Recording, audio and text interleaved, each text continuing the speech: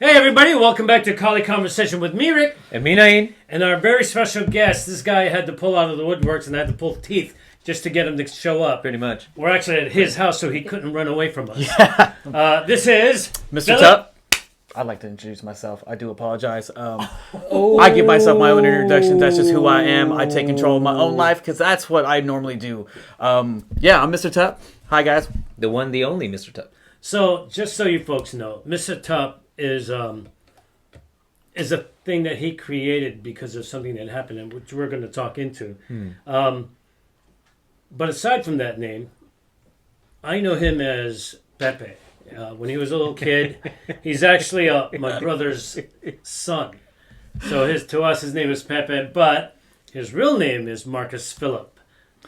Philip Marcus.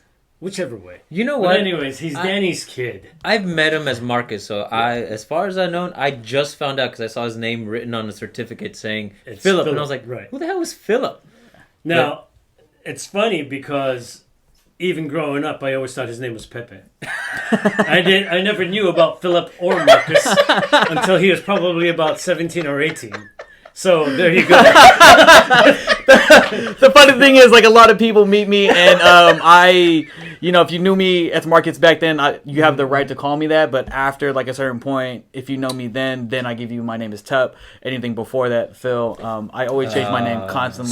So let's see what brought up Tup, because this is why we're wanting to talk to him today, because his life changed and there's something that along with it. Let's go to that. Okay, so basically back in 2014, I was in a car accident, and that car accident kind of shaped me to who I am now. And so now I see this car accident as a blessing. And what I wanted to create from this car accident was this idea of, if I can come out of this accident in a very positive way, I might as well create someone and be like this positive entity. So this is your alter ego. Persona, yes, my second persona. You don't need a mask or a Superman outfit to change into Mr. Tup.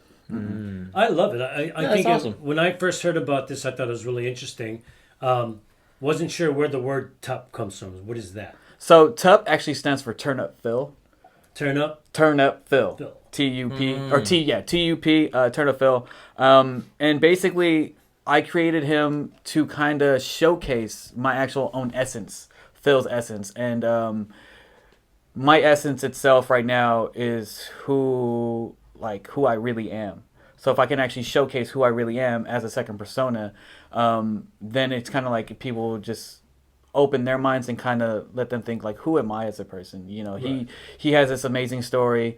I know him as Tup, but now learning that he went through this car accident and like who he was beforehand, then there's like this whole nother dynamic to this individual that now I just want to learn more about his story, his experiences, and how each thing that's gone in his life helped create Tup, helped create this sense of like life purpose that I have inside me. And that's just what I do as Tup. You know, I just try to impact so many people's life based on like my own experiences and like the dark past that I've had and stuff. Because through this car accident, I lost my best friend, and then that same year, I also lost the girl that I thought I was gonna be with for the rest of my life. So that put me down in depression, and no one knew about it. My family didn't know about it, and I wasn't openly expressing it because I didn't want to. And so since I kind of kept it inside myself, I got to a point where there's this crossroad: be in the past or move towards the future. So when I decided to pick the future, I started doing things inside my head to kind of like bring me back to the light, and then that's how Tup was born. Oh, wow. Okay. Now, through this journey of yours, and I remember that accident, when we all heard about it, we were freaking out. We thought, you were in a hospital, you were so banged up. What kind of injuries did you have? So I definitely had head trauma. Everything in my stomach crushed up my lungs. Pelvis fractured. My bladder erupted. And then I had a feeding tube, a breathing tube. So I was on a ventilator for like damn near the whole time, which was like 2 months. And then I finally got off. So I had a trach. That's why I have like a scar right here. They took out my spleen, which is kind of see it there, but I got like a Wolverine scar like right here on the side. But it's pretty cool. When I edit, I'll zoom in on it to the best of my abilities. Now, Holy crap! You were mincemeat in there. yeah, it was really bad. I remember when the first day we went to the hospital, the first night that we showed up there, I was like, whoa, I don't even recognize this kid. I mean, they had all kinds of. I mean, he looked like some Cyborg. Yeah. You just and it was just really weird. It was. I mean, we were all freaked out. And Danny especially, it hit Danny pretty hard. Yeah, I've never heard him speak that low before. Yeah, he was just it was just really bizarre. But the thing that I admire most about all this stuff, and like the way you're saying, is that you now see this accident as a positive. Blessing, Yeah. And it shows. Prior to this, when it was first coming out of it, and we were visiting you, and this happened during the holidays. Yeah. Yeah. I think Thanksgiving, right? Thanksgiving, like right before Thanksgiving. Yeah. Right, and when that happened, you could see everybody. You were in a weird depression. When you were out of the hospital. Even then, like you said, your girlfriend had left, and all these things that were going on. I mean, you were looking really bad. But as time went by, I started to see a change in you. Oh yeah. I started seeing this kid who, at one point, was like, "Oh, I can't deal with this. I don't want to do this anymore." To being, "Screw that. I'm going to get off my ass and I'm going to move forward." And that was the one thing that I really admired about it. Yeah, and I think the main thing about it too is being in a car accident and not being able to talk and just seeing so much pain behind like my family's eyes. Yeah. And I had a speedy recovery. I was out of there 2 months, ICU for about a month, and then rehab for a month. And everyone thought I should have been in there way longer. A lot of people already thought I should be dead, but someone up there wanted me to live. They needed the room. Yeah, yeah, for someone else, not me. It wasn't my time. They needed the room, and they say, "Come on, get your ass up, get out." We have other paying customers.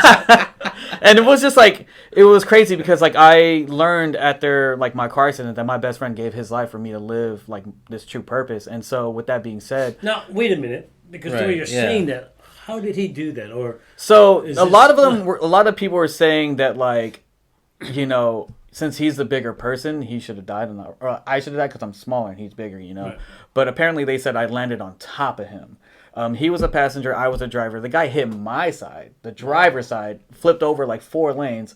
So, and he was going like 60, and we were kind of just pulling out of the parking lot. So we're basically dead still. Right. So and you guys got slammed. We got slammed pretty hard. The car basically ended up shaping like a U, and somehow all the doctors and nurses like, you should also be dead too. Like the way the thing came out. Most impact. Yeah, I took the most impact. And what was even crazy was the fact I don't remember nothing. I just remember waking up in the hospital like, why am I even here? Like I don't remember. The last thing I remember is pulling out, and then doctors telling me, yeah, you were also responsive with the EMTs. You were telling us to call this number, which happens to be my dad's number. Right. And so I think that's what even hit him harder. It's like, hey, your son told us to call you. He just got into an accident. Blah blah blah. And he's just like.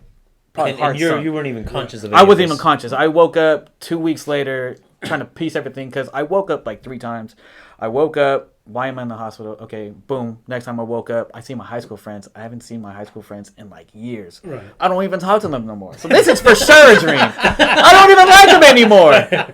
And then I finally woke up and I was like, why am I in the hospital? And then they started telling me I was in a car accident. I was like, holy shit. And then the one thing that always like came to my head, what happened to Juan? What happened to Juan? And everyone was just diverting the situation, diverting the topic. Yeah. Because my parents and family wanted me to be able to express what happened after I was able to talk. And when they did, my dad broke it down for me to understand. And even How long was that time period of... Not knowing? Yeah, not knowing. Because 2 that months. must have been, huh? 2 months. The full 2 months. They whole waited 2 months. 2 months. So yeah. Weren't you kind of curious, why isn't Juan coming by? I mean, I would always ask, and like my family didn't really know Juan that much, only like my girlfriend at the time, so it hurt her even more not being able to express it. Right. And it was crazy because I pushed myself so much to be able to get out of this hospital, and so seeing everyone see Juan. yeah, even just that too. Yeah. Just that pain in their eyes, and like the fact that I couldn't talk, like I was talking to myself. I was like, Phil, you got to get out of here. You gotta get better. You got to be with your loved ones. They want to see you better. And I was just harnessing like this power and energy around me just to get better. And I think that's what sped up my recovery. Yeah. And so when I was in rehab, I pushed myself to like, I need to be able to talk. Like I want to talk. And I remember this is probably the best moment that I ever had with my mom. My girlfriend came in. I said, I love you. She started crying. You need to do this. Your dad's coming. Okay. My dad comes in. I love you. Dad instantly broke down and started crying. Of course, he's a wuss. My mom, obviously, she him. was going through like a lot just because it's her baby boy. Right. And so she went to Reno just kind of get away, and it was like her birthday. So I called my mom, and I said, I love you, Mom. She started breaking down crying. This is probably like the best birthday gift you can ever give me. And then after that... Oh, you're set for the rest of your life then. No, I always got to do more for my mama. Always. I always got to do better, do more for her. And then shortly after, I think it was like January 7th, Right. they finally told me what happened. Right. And then, I expressed the fact that, like, there's nothing I could do, just keep moving forward. And that's when I just started, like, trying to be positive, take every situation that I've gone through in life, try to flip it into something positive. Because there's always positive to a negative. Right. You just have to open your mind to think of it. And I think that's exactly what I did. So after I, basically fell down into a deep hole of, like, losing everybody and just, like, not being able to have what other people do, I got to that crossroad, needed to flip it around. Started looking at every negative situation that ever happened in my life, and then just turned it to a positive. And then Tup came out, and That's pretty cool. Because, wonderful, I mean, your father never told you about your dad, Yeah. It's like, I'm your father. I just thought you should know that. Yeah. I didn't want anything to go on without you knowing, Yeah. in case something happened to me, that I'm your father. We don't share the same looks, by the way. But still. I'm not balding. Well, my dad is, but I don't think I'm gonna get it anytime soon. You're going to be in your 60s way before that. I'm not his Yeah. father. No, he's his uncle. I'm his uncle. His uncle, yeah. I'm his favorite uncle. Come on, who's the alternative? Ray? God. He might be like a 0.5% higher than you, but it's still 0.5. Still pretty low. Through this journey of yours, Wow. and it sounds like you've been enlightened in a Yeah. way, right? I mean, it just really changed your entire outlook on how you see things and how you perceive anything in front of you anymore. And that's got to be really interesting, especially for the people around you, right? Not mainly for you, but for everybody else around you who sees this totally different guy than what you were prior to the accident. Yeah. I mean, can you talk on that a little bit? Yeah, so I think, which was crazy because after this car accident, my mind was kind of like, it didn't really like evolve. I didn't see that it wasn't fully involved before this car accident. But after this car accident, I learned that, like, now I have a very existentialist mind, meaning I'm fully in control of my life. I want to be in control of my life. No one can control my life. And then especially for the people around me, hearing everyone's, like, own personal experiences, life stories and stuff, and they hear mine, I'm starting to see in a very spiritual way that I'm a transmuter.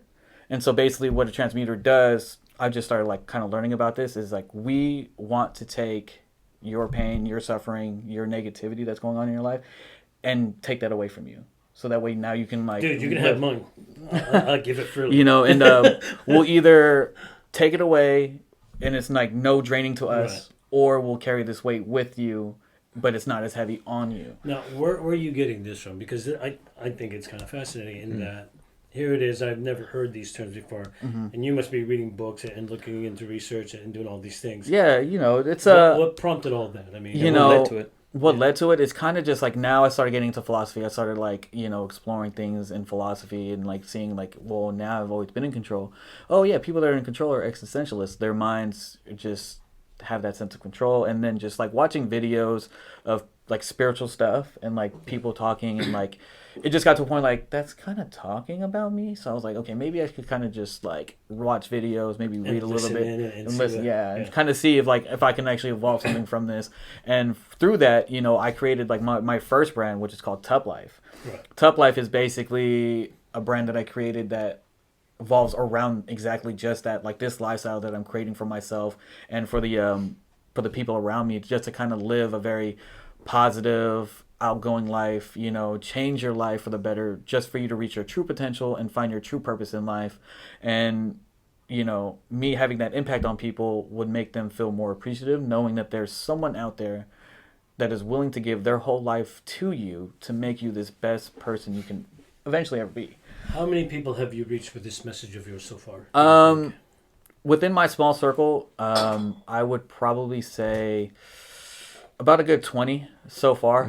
Through this pandemic, I made a lot of internet friends, and with my internet friends, I teach them who TUP is. They understand who TUP is, and then they learn about my accident. Then they see like there's so much more to this person. How long ago did we start this? Did you start this? So my brand started spring of last year. I was like creating it. I always wanted to do a brand, and then the pandemic hit, and it actually gave me so much time, which I'm so blessed. I'm so blessed for this pandemic because it gave me so much time to actually work. Us too, because without the pandemic, we would have never done our shows. Yeah, be working. We're like you. We're just like, let's do this something. Worked out for us. Yeah, it worked out really well for us. So I'm looking at this logo that you have, TUP Life. Yeah, and I'm seeing colors, and then your name, obviously. What does all that signify to you? So the way I created this was obviously this is the Nestle like logo. It's just it's an off of it, and pure life water. Mm-hmm. So that's where that kind of came from. My life is now pure. I'm wearing all white. It kind of just clicked to me, and then I was like, I want to create this lifestyle brand. And before I decided to do the brand, TUP life has always just been like a thing that I always say, like, I'm living my best life. It's the TUP life because I'm Mr. TUP. And so from that, it evolved into creating a brand. The brand ended up creating like this, helped me create this logo. And then from there, it just started to reach out to people and kind of like, hey, I'm here for you. I want to hear your struggles. I want to know what you've gone through. How can I help you be better? I want to know something. I don't know if it'll make me better or not, but it'll help me understand you better. Okay. In your words, who was Phil before the accident versus who is Phil now? So that is a great question. A lot of people always ask me that. Like, who was Phil then? Well, Phil, I guess in a sense, he didn't necessarily really care about life. He kind of just pushed things all the way to the limit. Oh, wow. I remember that. Let's stare into the abyss. Yeah, so I got into electronic dance music back in 2013. And then from there, drinking, partying, doing drugs, going to events. And none of that has gone away, but it's just looking at it differently. I mean, let's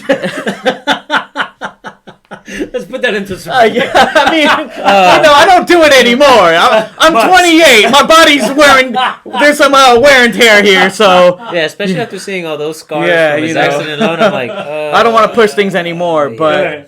So, before Philip, there was this kid. Oh God, not the picture. The picture. Yes. Not the picture. There was this kid, and his name. This was, to me, Pepe. Yeah, look at that guy.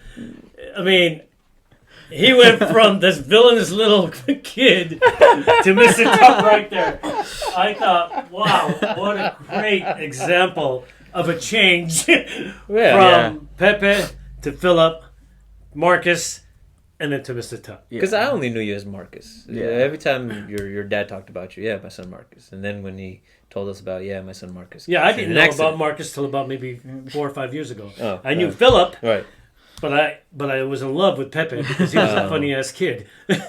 He would do the goofiest things. Oh yeah, always. And then to where he is now, it's amazing the transformation that you had to go through. Is that from childhood? Then it feels like Philip at one point was somebody just wanted that attention, just wanted that energy, and really didn't care where it came from or how it expanded in his body. And is that an accurate assumption to say that? Not necessarily. So the funny thing is, growing up, like as I'm thinking about it, and people ask me this question, like who was Phil, who was Marcus, like each name ended up having its own personality, right? And so each name, as I was growing up, kind of like, okay, well, that's not me anymore. I'm not Marcus anymore. Marcus was just an annoying little kid. Mm-hmm. And then as I got into like going to work, having a job, I was like, I need to be someone different, but someone better. Then I was going by Phil. A lot of people just call me Philip. And then, it just kept changing over time because as my life was going on, I noticed that like I was going like through this whole evolution until I got into this car accident. And the way I see this car accident was the fact that like it was my cocoon, and then this car accident happened, out blossomed a whole beautiful butterfly. So I still think you're a fairy. You might have got that from your brother. Hey, I still got wings and I'm still pretty, so that's all that matters. I had to throw that in there. Really. God, you're horrible. Like I said, we don't edit anything. Horrible. Nothing but love, Donovan. Yeah. He's the only one that's gonna get that. Yeah. Yeah, I know. yeah, in the family. Looking forward then, because it sounds like that's what you want to do. You always want to be looking forward, right? Right. Yes. And with Top Life, where do you see yourself 5 years from now? Because this is going to be something that you're going to live with for who knows how long. Yeah. And because of all the changes you've had, Mm-hmm. is there a possibility there's another change even after this? Is there another alter ego? I think I fully evolved. So Mr. Tup is actually going to be around for like very quite some time. Moving forward into the future, I actually see my brand, either Tup Life or my other brand that I just created, We Are Pals, on a global scale. I want to build We Are Pals on a global scale. It's basically like a support group. And, you know, the more I get my story told out there would more back up my both brands and kind of just like, I want to meet this guy. This guy's energy is so amazing. And I have so many internet friends that want to meet me just because they just love my energy. They love my vibes. And they kind of just like know my story, that they want to actually see me in person and kind of just be. Now, let me just know that, because, folks, just so you know, it took me an arm and a leg to get this little bastard in here for him to be. I'm busy. because I'm trying, like he says, I'm trying to put the word out for him as well. Right. And by having you on our show, it's very inspiring to a lot of people. We are, most of our viewers and listeners are martial artists for the most part. But we do have other people that come on, nutritionists, bodybuilders, and whatnot. But having you on, I thought was special. And how long have we been trying to get you on our show? A few months. I think kind of like, since you guys started, I think. Right? And I kind of was like, no, I got some scheduling issues. I'm How many not right times now. have we been in this house and we're like, Yes. dude, come on, let's go do it. Yeah. I'm like, no, I'm not ready. We I'm are not in ready. his studio, as a matter of fact. This is his studio. And this is the only way we could catch him is by actually coming here and locking him into the house. The funny thing is, we planned it yesterday, and I was like, "Oh wait, are we actually that doing serious? this? Is Is that that really serious? Is he happening? really coming?" He hasn't contacted me at all today, and then he showed up. I was like, "Oh shit, it's actually happening." And then I went and told him, I was like, "Hey, are we really doing this?" He was like, "Yeah, that's why we're here." My reasoning for that is if I told him earlier, he would have took off. He would have had I gotta go. something to do. I had somewhere to go. Sorry, I'm not there. So we had to just get in here and do this. Just And make it I'm happen. glad we did, because Right. I'm learning so much about you, more than I ever have. And I'm your Yeah. uncle. You know, like I said, I knew Pepe, I knew Marcus, I kind of knew Philip, but I had no clue who you were. No, Yeah. Philip was out of the house a lot.